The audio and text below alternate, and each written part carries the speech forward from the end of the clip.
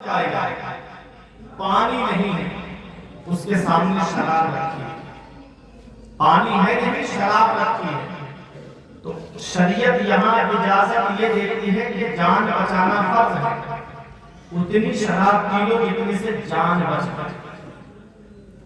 تو اب آپ ہمیں بتائیں وہ شخصیت جو 3 دن کی بھوکی ہے، کچھ بھی کھانے کو نہیں ملا، بھوک نے بے چین کر دیا، ان کے سامنے سے اگر سیب بہتا ہوا ہے اور وہ اٹھا کے کھا لے تو شریعت کا کوئی حکم نہیں رکھتا ان کے اوپر، بے شک، لیکن تقویٰ ایک پرہیزگاری ہے کہ قیامت میں کیا جواب ہے، اللہ اپنے رب کو کیا جواب ہے، اللہ یہ تقویٰ پرہیزگاری نے جھنجھوڑ دیا ہوگا، بولے چلو معافی مانگ لو، اس کی دنیا میں سزا اس کی برداشت کر لو، آخرت کی سزا بہت سخت ہے،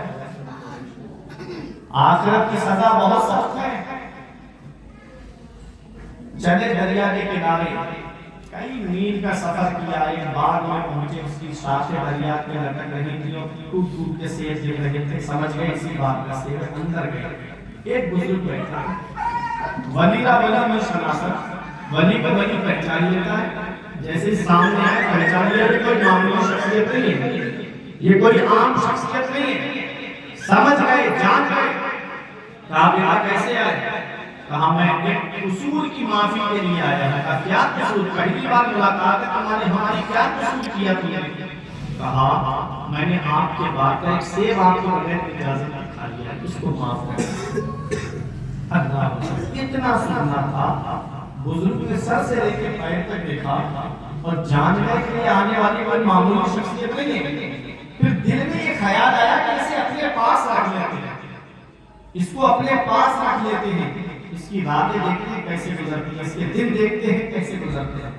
یہ دل میں خیال آیا اور کہا معاف تو کر دیں گے بیٹا، مگر 2 شرطیں پوری کرنا پڑیں گی۔ پہلی شرط میرے باپ کی اخباری والی، اور دوسری شرط پہلی کے پورا ہونے کے بعد بتاؤں گا۔ ٹھیک ہے معاف تو کر دیں گے نا؟ کہا معاف کر دیں گے۔